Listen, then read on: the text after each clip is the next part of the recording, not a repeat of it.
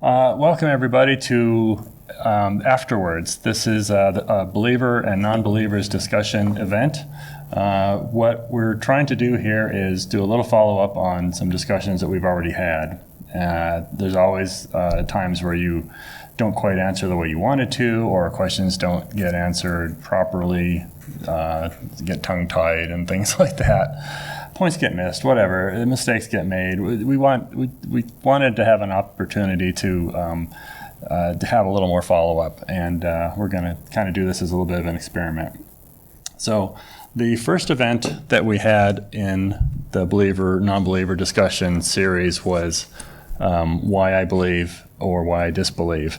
So we're going to spend an hour discussing this, and Kelly and I have some notes here for ourselves. We'll go back and forth, and then audience is welcome to participate too. And I want to make this a little less formal. So if you really have something you want to intervene, actually just raise your hand and we'll just bring you up to the mic. We'll see how that works. Okay.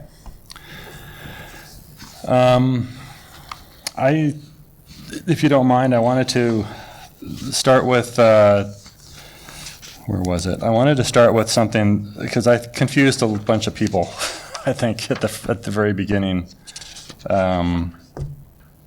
Actually, no, I take that back. That's a later one. Would you like to start, sir? Sure, no problem. Get me in gear.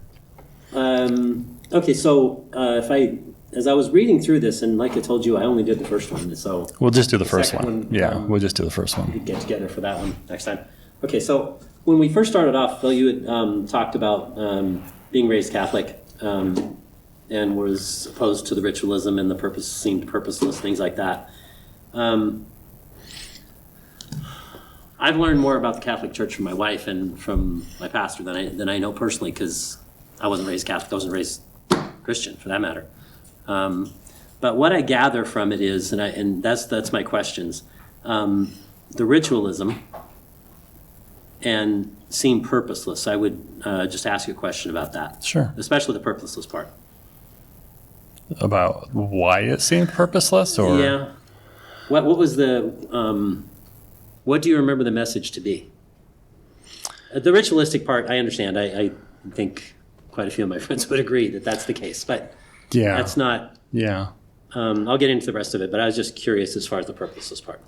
It seemed like every week was just a story. The sermon was issue of the week, and I think they repeated every year. Mm-hmm. And it just, for a long time, obviously, when you're a kid, you're just up there, you're just listening to what's going on. So you're really not putting much effort into it. You're there because you have to be. Else, yeah. But then, as I started to get a little bit older, and we're talking teen years, you start to pay a little attention, mm-hmm. and it just I started to notice what seemed to be odd, rationalizations of things. I mean, here's a story about Lazarus coming to life. Well, that's just unbelievable to me. That meant nothing. So toss that. That can't happen. Why are these people talking about these types of things? And I didn't really put thought beyond that. I didn't investigate at that age, at that mm-hmm. time. But those little things kept adding up to the point where eventually it was, I'm missing something here.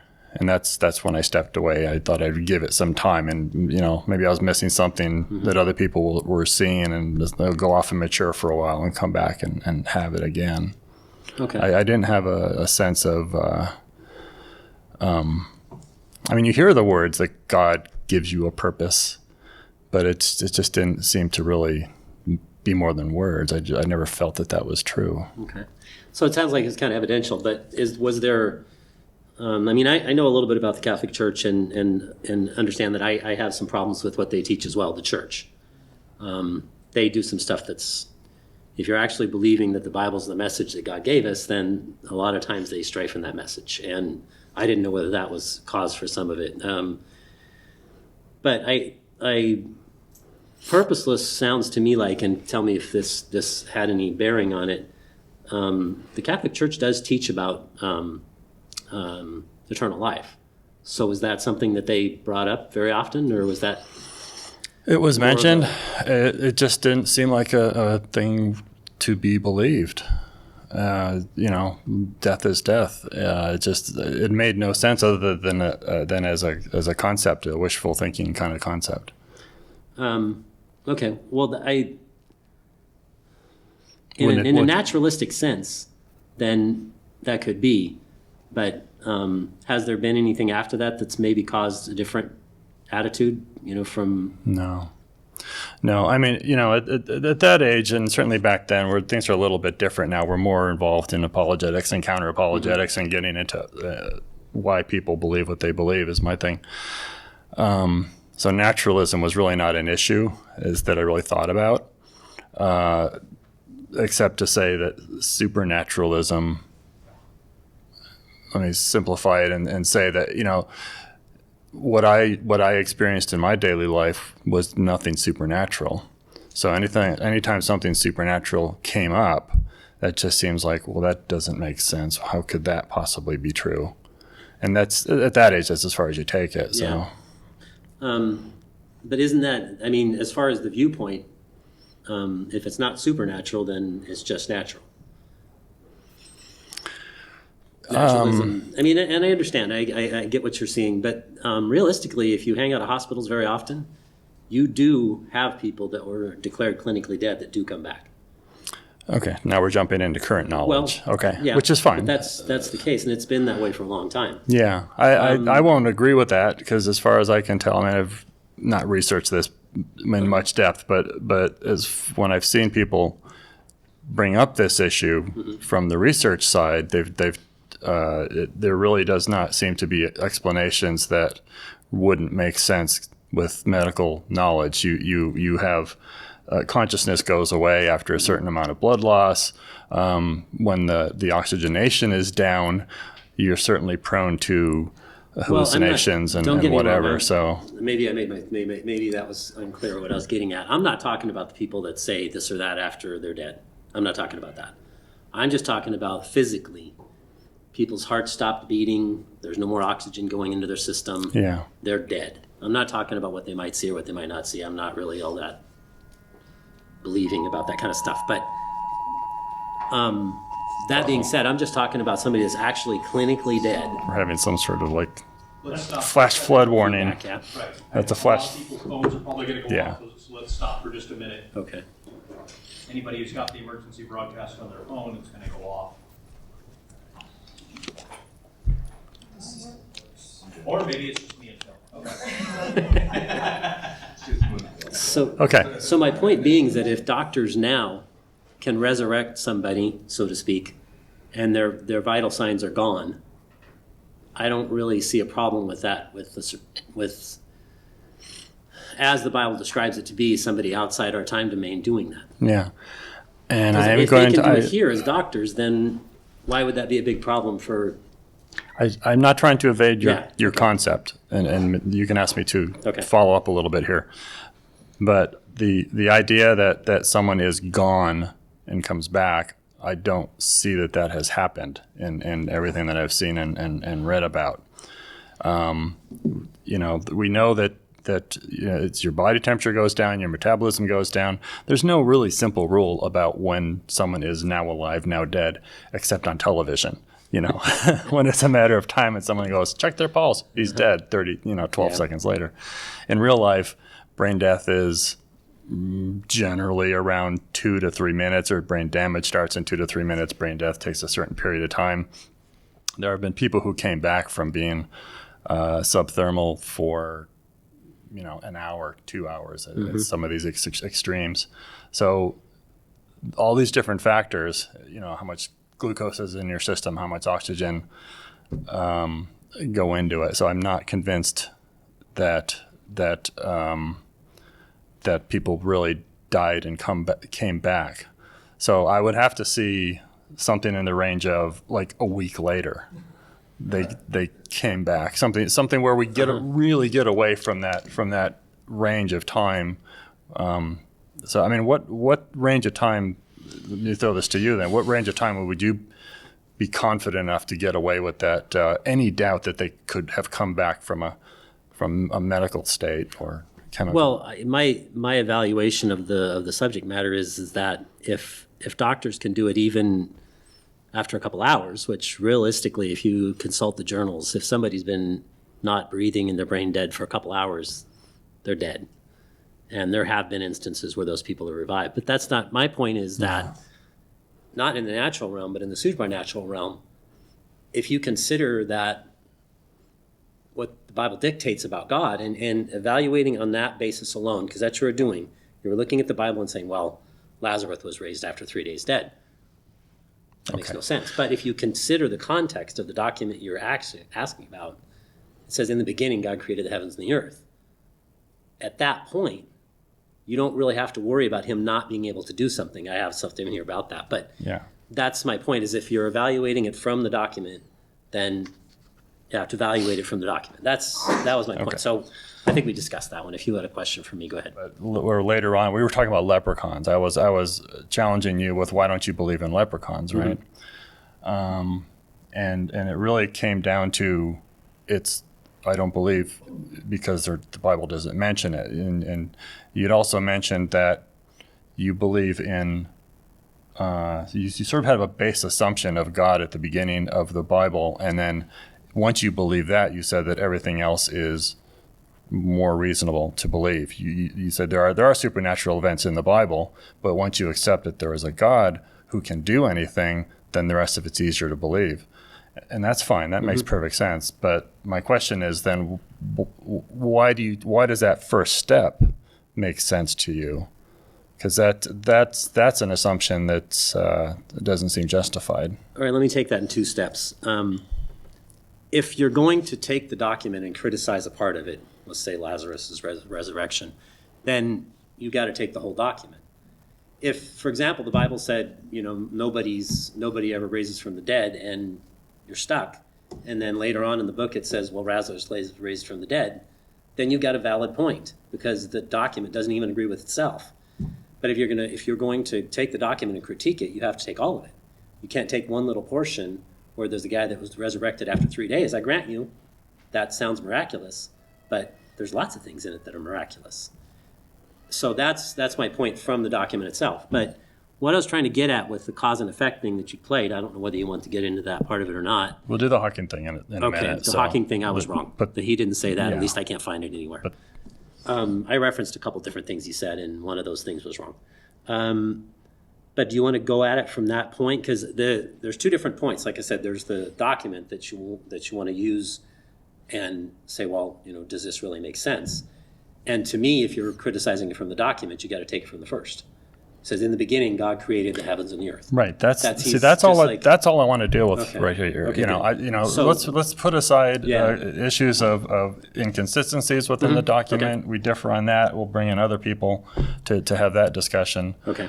Who frankly know the Bible better than I do.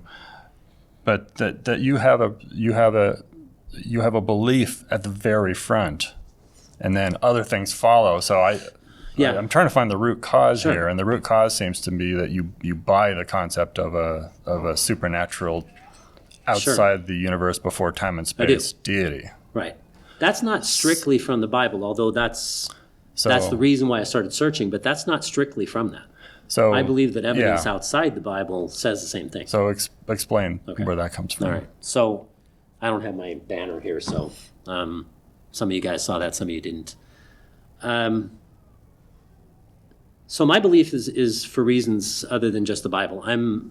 You guys heard my testimony before, but when I came to faith, I was a Thomas. I read the Bible. I said, this would be great if it's true, but is any of it true? And I'm a Thomas. I got to stick my finger in his side and see. And that's what I did. I asked him, honestly, if this stuff is true. Please show me that it's true, because I want to believe. So I started down that line of search. And I've been like you. Granted, the Bible says this, but, like you said, does leprechauns exist too? Well, I don't believe in leprechauns, the tooth fairy, or Santa Claus, because there's no evidence for them. And I think, Phil, if you're honest, if I was out on the street corner on Thursday night promoting Santa Claus or the tooth fairy, you would have invited me in here to have an intellectual discussion.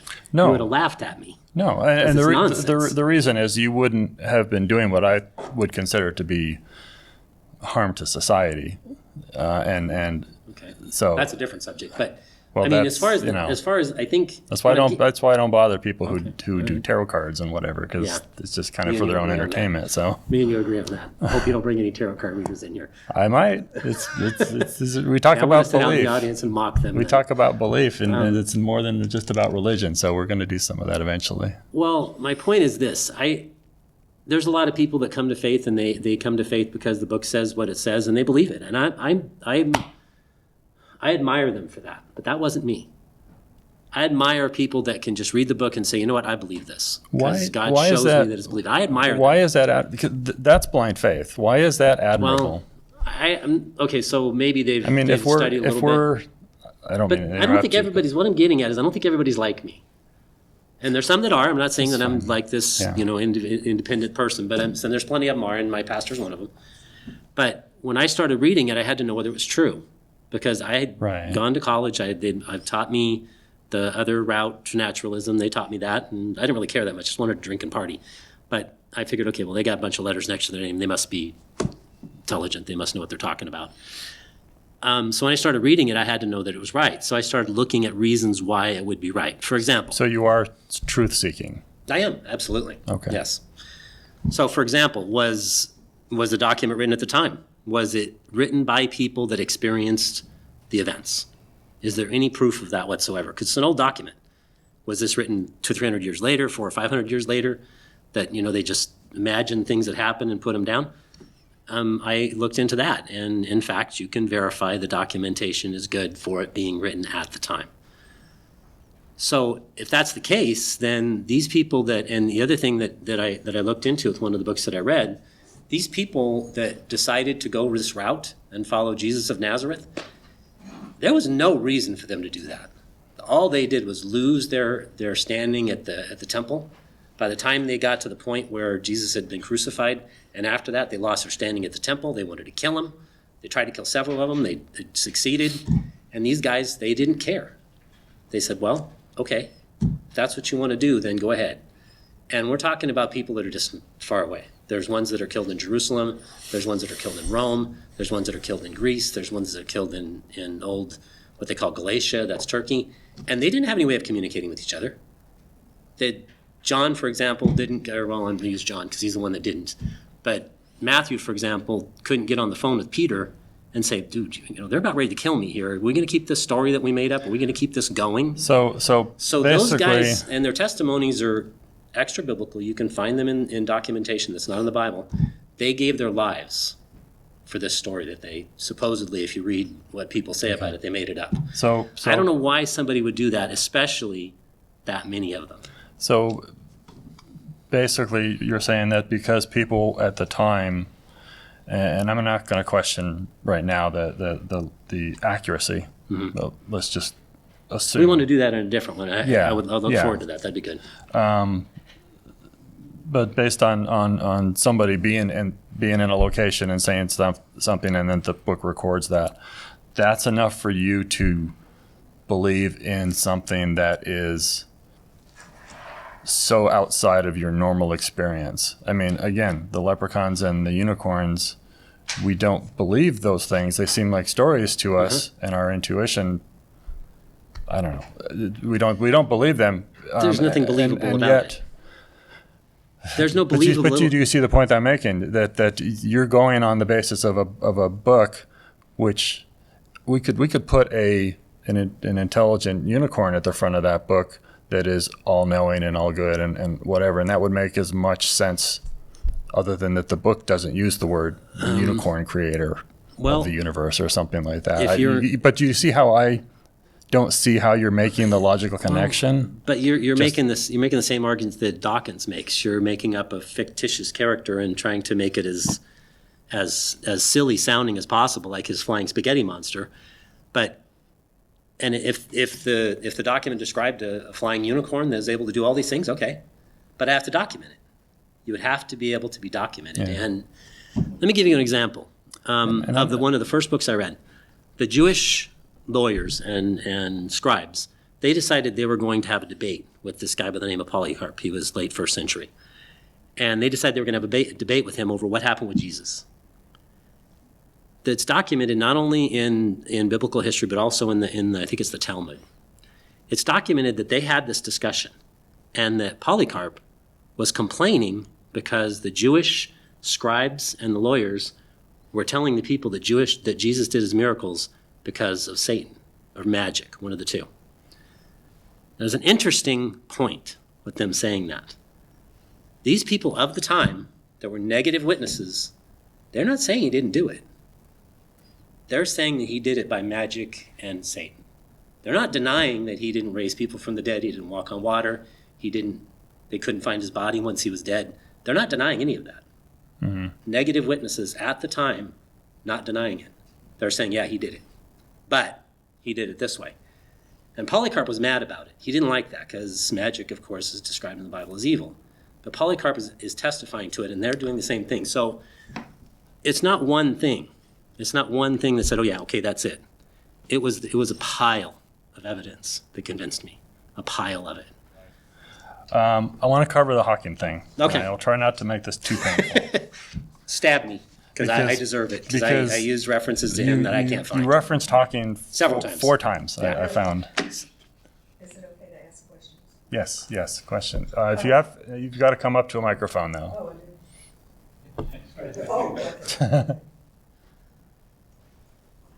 We're just dragging this Hawking thing out. It's okay. Just It's hanging it okay. over your I deserve head. a little abuse over using his name. Go ahead, abuse me. Is it on? It's on. It is It's on. Okay. Kelly, what's the difference between a miracle and magic? Terms. You can debate terms, I guess. Realistically, if you want to just talk about the magic that we see, it's just sleight of hand, right? That's all it is. A miracle is something that's, well, there's a guy by the name of Burrell. He's a mathematician, and there's this term called Burrell's upper limit. And he says that anything that is the likelihood of it happening is anything past 1 chance in 10 to the 50th. He considers that to be a miracle. He's a mathematician, and that was his calculation. So anything past, he says, 1 chance in 10 to the 50th is considered a miracle. So I personally think that both sides believe in miracles. Because I believe there's a being outside time and space that intervenes sometimes, occasionally, not that often, but occasionally, and causes things that are past the physical universe and past our physics to happen. But I submit to you that the atheist side has the same thing. You believe that information, like what's on this paper, that is communicated from the DNA to the RNA to go out and build structures in the human body, somehow could come together, that the DNA and the RNA can have communication without have a preset code. And that's just as big a miracle as what I'm talking about, that particular miracle. So that, I don't know whether that answers your question or not, because I don't really correlate magic and miracles the same way. I guess they're both unusual events. But if I'm going by what real magic is, it's sleight of hand, right? Well, I don't know whether that answers we're not your question, talking Rebecca, about but we're not talking about that's my sleight best of shot hand, at it. because we know what that's okay. just illusion for fun. Yeah. Again, we'll get to the DNA thing and Origin of Okay. Life. All right. Back to Hawking. Back to Hawking. Okay. All right. The Beat me up. and there's a greater point to be made here. Okay. You were citing Hawking as believing in a external causal agent of creation of the universe. Right. You know. And I was bothered, but first it didn't sound like something Hawking would say. So it bothered me enough to look it up, and I asked you for the reference, and you gave me the reference. So what ended up is you gave me an article out of a book. Actually, it's a book by Kenny Rhodes called "The One Who Is," and let me read here what it says. 1970, Stephen Hawking and Roger Penrose discovered that the operation of general relativity guarantees a singular boundary, not just for matter and energy, but also for space and time. The universe had a beginning. The author says, in plain English, that means that matter, energy, space, and time all had a beginning a finite time ago by a transcendent causal agent. And then that's what you then latched on to transcendental causal agent, That part, attributed to Hawking. Right. And it wasn't Hawking who that part is an added that. interpretation from the author. That was I an agree. interpretation from the author. Right. So you promise not to do that again? I promise not to do that again. Anytime you're talking to people in... Yeah, I know, took it not only from that article, but also the pastor of my church mentioned it too.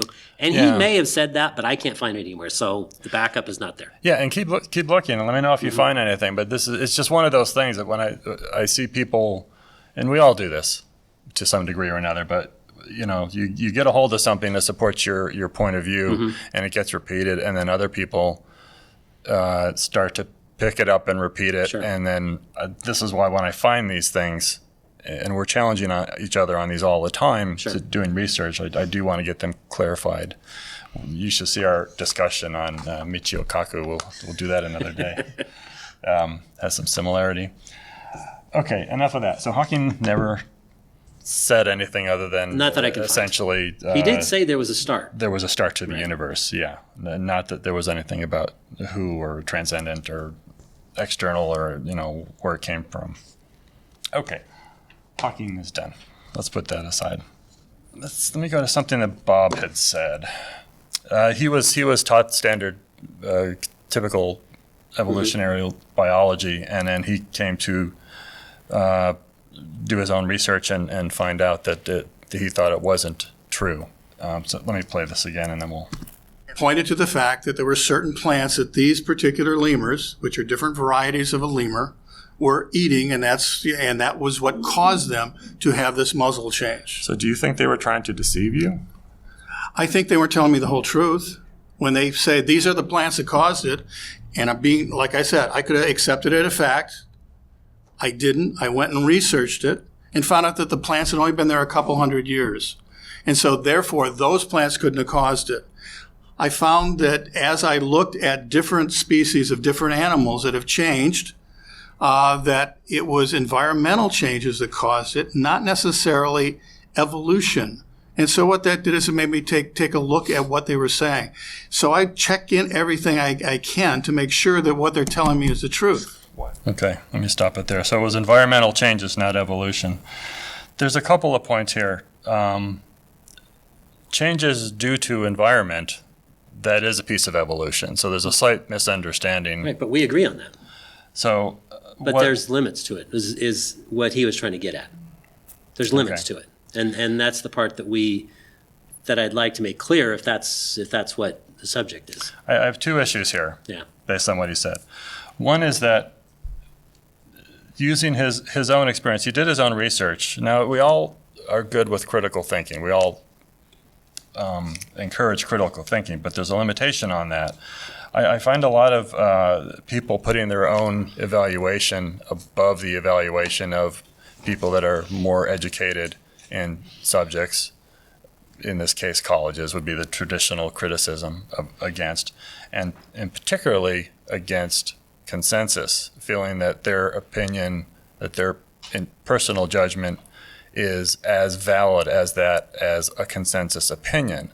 Now, this is especially problematic these days when the internet is filled with essentially support on both sides, if you will. It's pretty easy to find something to support your side, and sites that are not anywhere near the level of quality that you would, of reliability that really should be justified. And I find people a lot on the believer side finding sites justifying their opinions as proof, and this has happened to me with multiple people, like probably 4 or 5 people at this point, where I've gone into some depth, where we try to exchange references, and I come up with a scientific article, and they come up with either a popular science website or something from Discovery.com, and this is not even to impinge Discovery.com, because I don't take Discovery.com or Discovery Institute as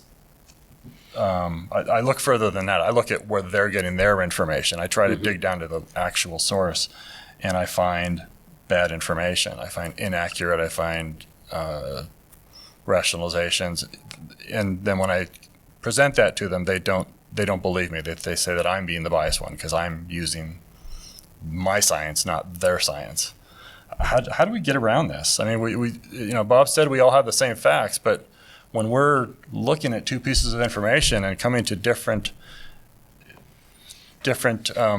evaluations of it, it seems like we feel like we don't have the same facts. And if we don't have the same base agreement, we'll never come to agreement on what's real. And what's real is what is real, regardless of which side is right.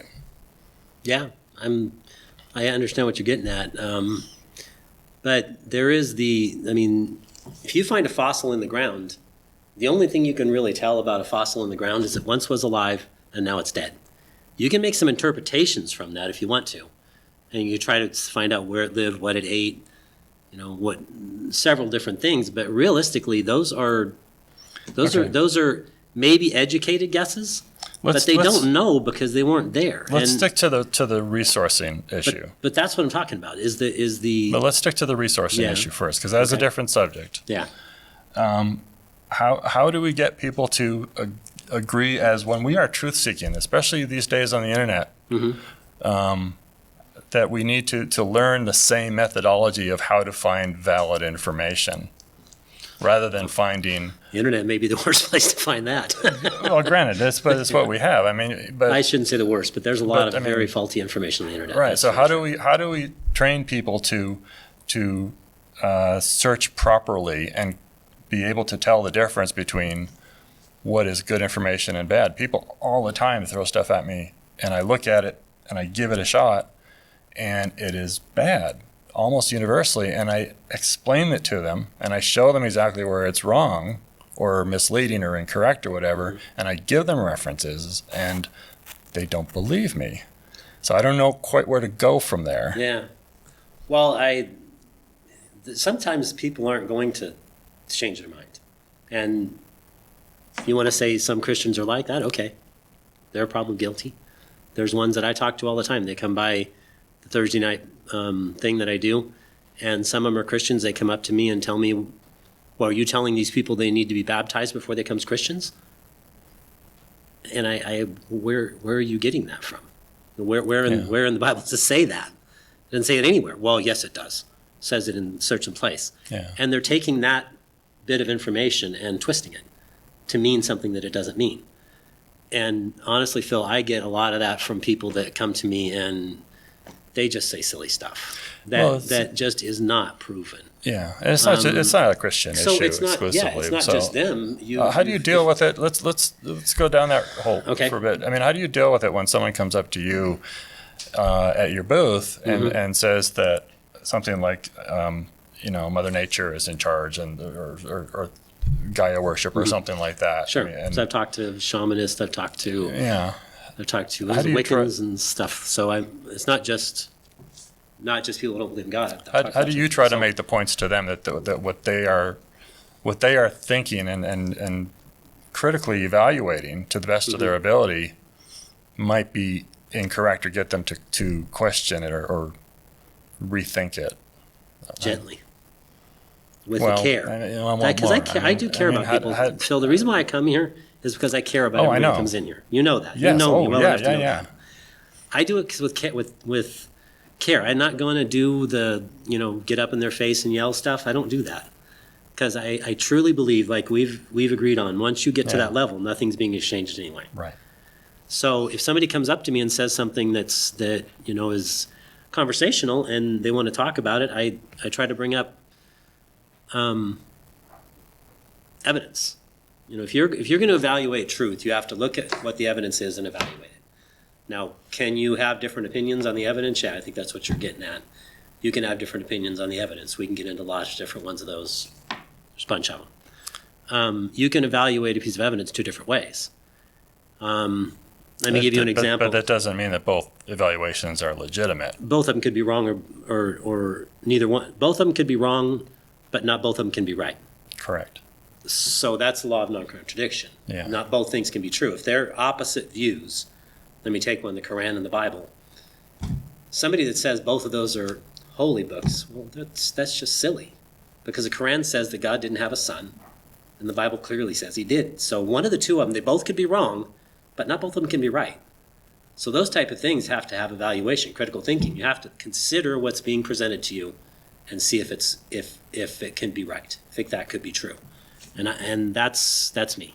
Like I said, I'm a Thomas. So when somebody tells me, and let me give you an example. Somebody tells me that Archaeopteryx, it's a bird. I don't know if you guys know what Archaeopteryx is. It's a bird from the past. That's an example of cross-species migration. Well, I give examples of what cross-species migration would have to be, and it just doesn't demonstrate that. So that's where I approach it. I try to approach it gently. I try to bring evidence along, and I try to say, well, I understand that's what was presented as, but this is what would have to be based on what the theory explains. This is what you would have to find, and you may find it, but Archaeopteryx isn't it. Does that ever bounce back on you? I mean, obviously, I'm challenging you all the time. Mm-hmm. I mean, am I having any success? I make mistakes, Well, no, sure. not mistakes. We all make mistakes. Yeah. You know, but I mean, am I having any? Am I making you think at all, Sure. or at least rethink something that you might believe? Hawkins is one of them. You made me think. Yeah. And that's good. I need to reference, I read it and I had some people tell me about it, but I need to reference it deeper than that. Because if I'm going to use somebody's name like him, and I did use it once correctly about him referencing things had a beginning, but I also referenced something that I can't find that he said. He may have said it, but I can't find it. So it's not something that you can document. Yeah, you have to back off on it. So temporarily, that type of stuff, at sure, least. absolutely. I want to try to make sure that what I say is true, because that's what I'm trying to do. I'm trying to pass along truth. It's a search for truth, and that's exactly what I want to have. Now I want to do that the best way I can, although honestly, I don't think anybody's opinion of whether God is here has anything to do with the evidence, because I think it's all on one side. I know that's blasphemous, right? But I do. I think Say it's that all. again? You think it's all on one side? I think all it's on one side. As far as the issue of whether God exists, I think the evidence is all on one side. Okay, I'll let that set. That's another topic of conversation, right? So, okay. Anything else? Any questions to jump in? Kelly, can you name something about your religious beliefs that you actually have changed your mind on in the last 5 years, and what caused you to change your mind about it? Okay. Let me think about that for a minute. In the last 5 years, probably more towards when I first came to faith. There was quite a few changes actually when I first came to faith. Let me give you one example. I was probably 6 months, year into it maybe, and I was at a Bible study. Now, whether the pastor said this or not, I don't know. I think he did, but let's just assume for a second that maybe it was just what I heard. But anyway, he said intentional sin is not something that can be forgiven. And I said, wow, that's drastic, because I do those. And it bugged me quite a bit for a couple weeks. And I thought, well, maybe everything I've learned so far is not right. And, that's what it says. So strangely enough, I went to my tax guy. If they can save an insurance agent, they can save a tax guy too. Anyway, he happens to be a Christian as well. And I was really struggling with this. So I came to him and asked him, so, well, what is this all about? What's the deal with this? Because, I do those. I know it's wrong. I just do it anyway. And he asked me a question. He said, Kelly, how many of your sins had you committed when Jesus died on the cross for him? So, well, that was 2,000 years ago. I hadn't committed any of them. So, well, how many of them did he die for then? He died for all of them. So that was a change for me. I started understanding, and maybe some of the people I was listening to at that point were a little more legalistic, but I understood at that point that the law that is in Exodus, and most people know the Ten Commandments, that has absolutely nothing to do with salvation. Nothing. So you didn't change your mind? No, I did. I did, because at that point, I was a little legalistic. No, you said you went into this not thinking that intentional sin was unforgivable, and you ended up deciding the same thing. No, for one where you changed your mind. I did. I did change my mind, because at that point, let me give you some other examples. I had drinking buddies. When I first came to faith, I had drinking buddies. I didn't have them very long, because new Christians are have a lot of zeal, but they don't have a lot of knowledge. So anyway, I was not very friendly with my old drinking friends. I was telling them that you're, going to hell because you're drinking this, that, and the other thing. And I was pretty legalistic. I was somebody that you probably didn't want to talk to. Even if you did, you probably didn't want to talk to me because I was up in people's face about it. And that particular one started making me think because, like I said, it was bugging me because I was telling all these people this, you drink beer, you're going to hell. And my drinking buddies didn't want to be around me anymore. They said, well, you're a little bit hard to be around, Kelly. And I certainly was. So I was somewhat legalistic at that point. And what that did was it made me change my mind. It made me realize it has nothing to do with that. Everybody messes up because you happen to be messing up in a different area that I'm messing up in. That doesn't mean that you are less a child of God than I am. So that did change me. It wasn't that recently, but that was one that I can think of right away that did change. You standing there for a question? Yes. Sorry, Come on up. Kelly, a couple points. Earlier you said when bones are discovered in different layers, Mm-hmm. they can't know how old it is. They can only interpolate or interpret, right? Mm-hmm. You realize those are given in spectrums, right? They never say it died on February 12th in the year negative 65 million Sure. and so forth. Okay, Yeah. so it's given in a broad brush, right? Mm-hmm. So one thing. The second point you made was they can't know because they weren't there. So my question to you is, were you there when your father was born? No, but there's records. There are records. So And you I know can- he's there so you because can I know was there. something that you didn't witness yourself, right? Let's assume that there was no funny business going on. I think it was my dad. Sure, I mean, it only I said I stands to wasn't there at reason, the right? time, but they tell me he was. But So if evidence matters, right, if we care about evidence, Sure, I do. then we can know things that we didn't personally witness ourselves, right? you can gather things from evidence. Sure, I agree. Yes, absolutely. Okay, fair enough. Yeah. Because that was your point, was you can't know because you weren't there. So to quote Ken Ham, you weren't there, well- right? But you can know if you weren't there, right? Some things, Fair enough. sure. Some things, I agree. At least to a certain degree Sure. of surety, Yeah. I would call it. I only have one more thing. Do you have something I do. in there you want to throw at me? Sure. So in our, got lots of it here, as you can see, a few pages on it. At the 12-minute, 10-second mark. Do you want me to play it? Sure, go ahead and play it. I started reading a lot. Of course, I read the Bible first. I wanted to make that one of the first things I read so I could read it with minimal bias. And what I saw was a book that was essentially written by people of that time period. I didn't see anything in there that wasn't something that somebody could have known at a period of time, other than obviously a few things that are just way out there, like revelations. I mean, no one has experienced those things. So I'll put that down as story.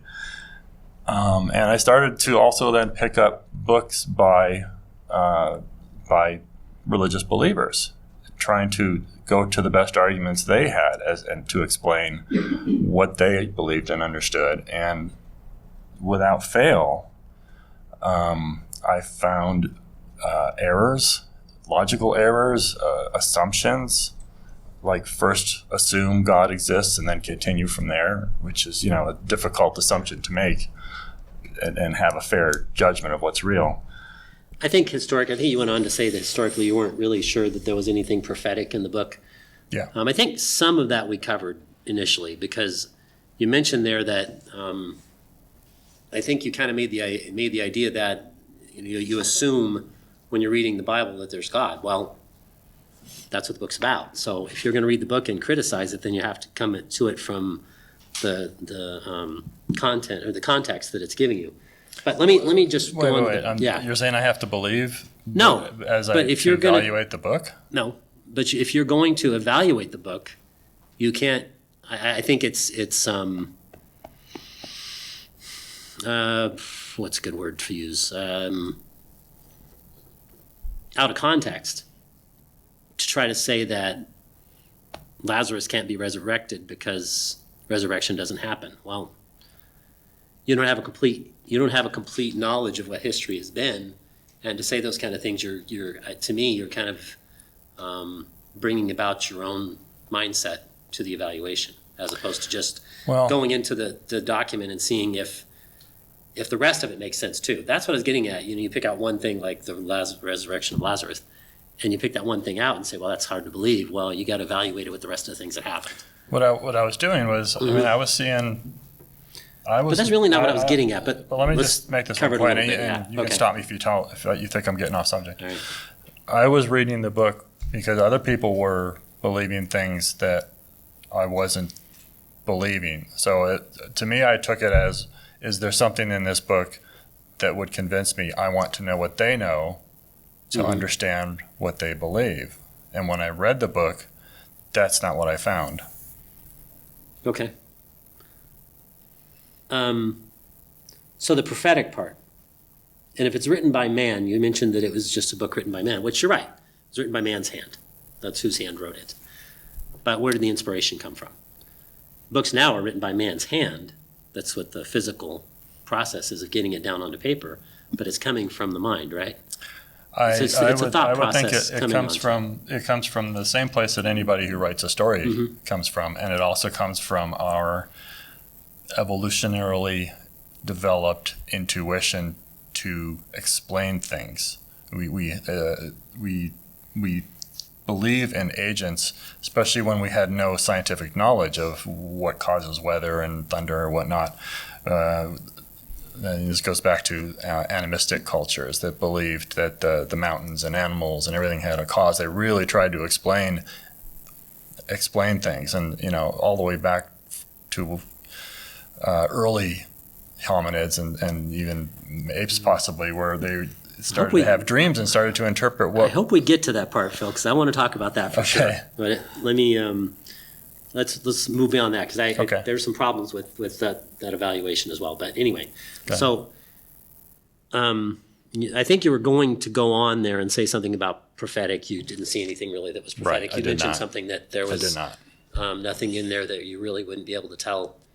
Like my friend Keith that we had lunch with, he always tells me, there's nothing in the Bible that I couldn't have figured out sitting on the back lawn of my house in a chair looking up at the stars. Yeah. There's nothing revealed in there that I couldn't tell. Yeah, Well, it really felt like astrological. okay. Not that bad, but Couple things. Let me briefly touch on that, and then we can get into the prophetic stuff that I wanted to talk about. So we were talking about this at dinner. Who've heard it, but the rest of the people here haven't. So in 1929, Hubble looked through his telescope and he saw that all the stars were redshifted. In other words, they're moving away from us. Mm-hmm. That's where the Big Bang Theory came into play. I'm not a proponent of the Big Bang Theory. I don't believe in it, but that's his idea, is that if things are moving away, then if you wind the clock back, then they start coming closer. And that is not the standard idea of the universe up until 1930. Up until 1930, that was not the case. People like Einstein and Hoyle and many other cosmologists felt that the universe had always been here. It was a static state idea. steady state. Steady state. Correct. Idea. Yeah. And it's always been here. And I can understand why you came up with that idea, because if you look at the stars, each night, at a certain time of the year, Jupiter's going to be in a certain spot. The stars are going to be, some constellation's going to come past. And I could understand why they came to that idea, because as they look up there, they see that everything is pretty much consistent.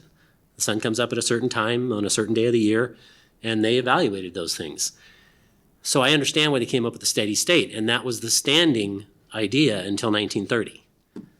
And Einstein had a major problem with this, as you know. If you read his books and his computations. Because his intuition was that the universe should be steady state. Right. Yeah. So, and that it was expanding. So No. His intuition was that it should be steady state. steady state, but the actual evaluation that Hubble saw by looking through his telescope was that, number one, that the universe is expanding, and number two, that it had a beginning. So that was a cosmic wave in the cosmological world. Okay. That was something that major problem generated. Because as the people started thinking about that, they said, well, if it had a beginning, then it hasn't always been here. And if you push the clock back far enough, then you get to the point where there's a singularity they talk about. Again, I don't believe that, but even with their cosmological argument, it comes down to a singularity where there was nothing. First there was nothing, then it exploded. I'm not sure. So you're getting to a biblical prediction here. So well, bring it out. Let's get to the information. I agree. Let's get off that subject for a second. So bring it out. So the Bible dictates that in the beginning, God created the heavens and the earth. And as you read Isaiah, as you read in the Psalms, as you read several different places, it talks about the universe being stretched out. And that's exactly what we see. It's being stretched. The fabric of space being stretched. So that's one that I can show you, and I got a bunch of other ones here. Okay, let me ask you to this is where we have to get specific. Okay. Read a Okay, so let me give you the verse that I'm talking about. It's John Isaiah chapter 5, verse. starting in verse 35. It says, "You search the scriptures, and in them you think you have life. But it is these that testify of me." And the major prophecy that I wanted to talk to you about was what the Bible says about coming Messiah. Wait. I thought we were talking about stretched out. We were, but I thought you wanted to go into No, this. I want to hear the stretched out. Okay, stretched out. This is you brought Several stretched different out, places so in the let's- Psalms. Unfortunately, I don't have my book. I was looking for it, but several different places. You want to look it up. Just talk about the stretching of the universe because it's in there. Okay, Stretches out. Let me stop. The exact wording is stretching out the heavens. That's Okay, what let's stop right there. Okay. Let's deal with that point. All right. And for future reference, when we're going to get this specific, Mm-hmm. have it there. I mean, someone can pull it up probably, but still, it would because I don't want to. Rick or Jim could probably give you the verses. I don't want to freely sort of Okay. interpret both of us being sort of paraphrasing. Okay, back but and forth, it starts off with in the beginning. But here's that part's a here's given. the problem I have with stretched out because it is in there. I agree that I Okay. would like to see the context, but I will put that aside for another day. That you have the phrase stretched out, and interpret that as them predicting that they knew about the expanding universe. Oh, they didn't. They didn't. God did. Well, 'cause God told it to them. inspired a person to write this down, Right. which then became the Bible. My point is that they had no way of knowing that. Right. They had no spectrometers to try to And measure out the redshift. what to know I'm that concerned about here, Mm-hmm. what strikes me is that you're taking a phrase stretched out as if that's like strong evidence, happened. It describes what's going on. And I don't Stretches out the heavens.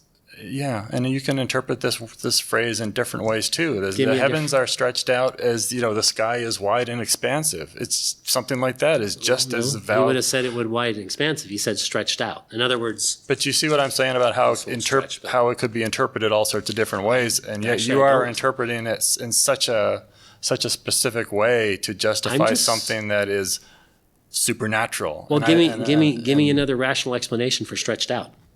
I just did. The skies are expansive. They look big. I mean, But that's not what it's saying.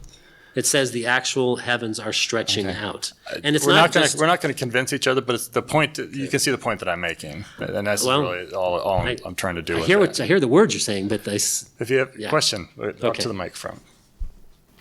These are free Thanks. Well, this is a interruptions. very interesting conversation. And I often wonder what was God doing before he created the universe and the earth, and how long had he been doing whatever he was doing. But beyond that, let me just ask you what your exposure to religion was when you were young, say 5, 10, 15 years old. I'm interested in that. Okay.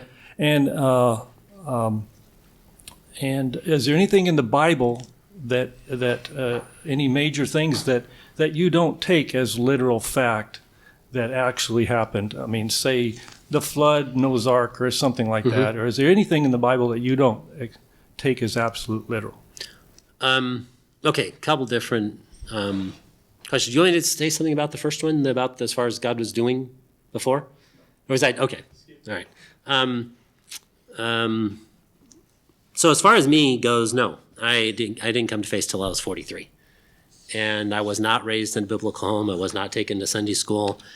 My dad got extremely upset if my mother ever decided she wanted to go to church. I went a couple times, and that was the end of that. So I was not raised that way. When I first picked up the Bible at 43, it was the first time I ever read it. And so there was no predetermining cause for me to go that way. I wasn't certainly not raised that way. And what was the second question? I'm sorry. Something in the Bible. The Bible, sure. Okay. Well, there's places in obviously that where the Bible is figurative. I mean, it at one point, I've got it in here as a reference. At one point, Jesus calls himself the door. In Revelation, he calls himself the door. I am the door to enter heaven. Well, that's figurative. He's trying to say that the pathway leads through this point. And that's obviously figurative. A lot of things in the Psalms are figurative. But you're talking to a Genesis person here. Where it talks about where it talks about Genesis, that's a historical book. If you eliminate any ideas or biases you may have about it, just read it. It reads as a historic book. It doesn't read as a figurative book. It reads as a historic book. First this happened, then this happened, then this happened. They have a genealogy of people. He gave birth at 130 years old, and this is how long that person lived, and the next person, whether you believe that or not. But it's a historical book, so it's not written as figurative. I believe that Genesis is written as a history book, and it is accurate when it talks about things. So yeah, that's where I come from. But some part of it, I agree with you, some of it's figurative. Yeah, it is. Okay, I think we're almost at an hour, right, Scott? Yeah, yes. So, okay, one question, and then I've got one more thing, and then we'll wrap up. We're talking about stretching the universe, and that's what it says in the Bible. Heavens, universe, yeah, same thing. Yeah. Heavens. There's a lot of ways to interpret that. Phil gave you one. There's also the issue of how it was translated. So translation could be right on the money, or it could be just off to the side, correct with what was intended. What do you say to that? I would reference the Dead Sea Scrolls on that. The Dead Sea Scrolls are a time capsule. I feel sorry for this poor guy. The Dead Sea Scrolls were found in 1948. Guy was out herding his sheep, and he threw a rock up into a cave, and something broke up there. So he's trying to get his sheep to come out. Something up there broke, and he figured, well, I'm going to go see what that is. So he goes up, and he's get these long glass tubes that look sort of like this. He grabbed, I don't know, however many he could carry, and he carried them out. And he figured, these things might be worth something. I'm going to take them over to the pawn shop. Well, the guy at the pawn shop, he sort of knew what he had, and he gave the guy, his family, a set of shoes for these things. I feel sorry for this poor guy. He had documents that are priceless right now. You couldn't buy them if you wanted to buy them. You couldn't. There's no price on them. They wouldn't give them to you.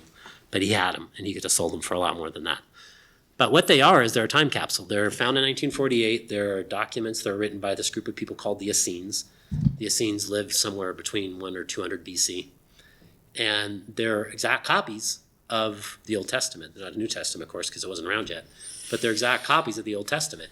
They have all the books with the exception, I think, of Ruth and Esther, because this particular set of people didn't think women could be reading books. They're wrong. But anyway, they kept copies of these things. And they have exact copies of all of them, all the books with the exception of those two.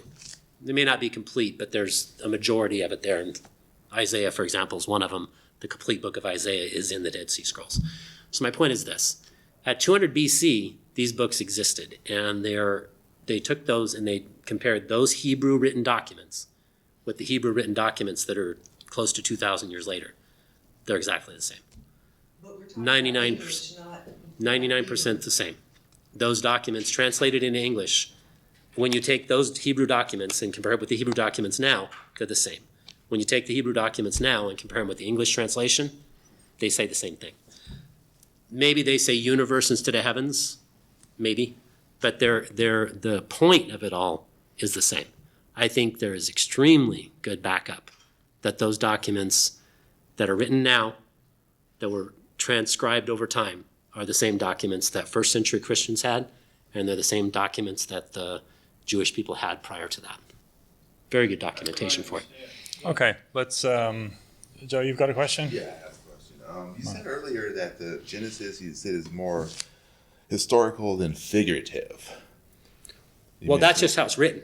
Yeah. Whether you believe that or not, I'm that's just up to wondering, you. do you have any evidence that it's actually historical? Any corroborating evidence? Because everything that's historical usually has some kind of corroborating evidence Sure. to it. I get what you're getting at. Sure. Let me give you one. There's a story in Genesis, starts in chapter 6 of the flood. And it's clear from the Genesis story, it's a worldwide flood. It's not a local flood. A local flood would be silly, because really all God needed to do You're is talking about tell the one us. with the ark, right? Yeah. Okay. So if it was a local flood, why would God tell him to build a boat? All God had to do is tell him move to a higher place. So why would you build a boat? besides the fact that the document clearly says that the waters are going to rise 15 cubits above any of the highest mountains. Whether that was the same height there now really isn't important. It was a global flood. So that being the case, and Moses wrote this document in 1500 BC. That's according to the Bible, that's about when he wrote it. So, and he wrote it as a history book. It was dictated to him. He did not live through it. Moses picks up in Exodus and moves on. But this document was before Moses was born. I get when Moses is confused a little bit. So when Moses was writing this book, he didn't live through it. This was a history book that was dictated to him. I believe by God on Mount Sinai, but let's go on with that. So if that's the case, then you should see other stories of the same thing. Because if this was a worldwide flood, then other people would have recorded it, shouldn't they? In fact, you see that. Almost every culture on earth has a flood story. Let me give you one in particular. Ming Dynasty, this is 700 BC. 2200 BC. This is 700 years prior to Moses writing this story. So Ming Dynasty, this is 700 years prior. They're developing their language like cuneiform tablets. Confucius tried to figure out what they were writing. He couldn't understand it at all. So a couple of people last century came out and they decided they wanted to see what these cuneiform tablets were. They're linguists and they were really good at it. So as they examined things and started comparing it with the book of Genesis, they found out that the symbols line up very, very nicely with the book of Genesis. And I gave you one example that's the best one, I think is the best one to have. The Ming Dynasty symbol for boat, this is 700 years prior to Moses writing the document. The Ming Dynasty symbol for boat is a combination of 4 characters, 8-person rescue vessel. This is 700 years prior to Moses writing Genesis. And if you think that's a history book, then it should have verification from it in the past, and it does. Okay, but which one is correct? Would it be the Ming Dynasty or the Bible?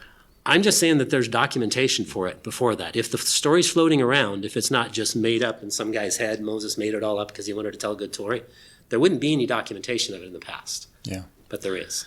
Let's leave So it as at far that. as the particulars of it, are all the ones throughout the earth the same? No, they're not. But they all talk about a flood. I think 90% of them talk about one family surviving it in a boat. You know, whether that's how many people it is a different story. But those particulars are throughout. So, and that's what you'd expect to see. If that story's real, and it was a real history story, you would expect to see that documentation for it, and it's there. I'm just going to add to the idea that a global flood is not naturally possible. So it would have to be a supernatural event.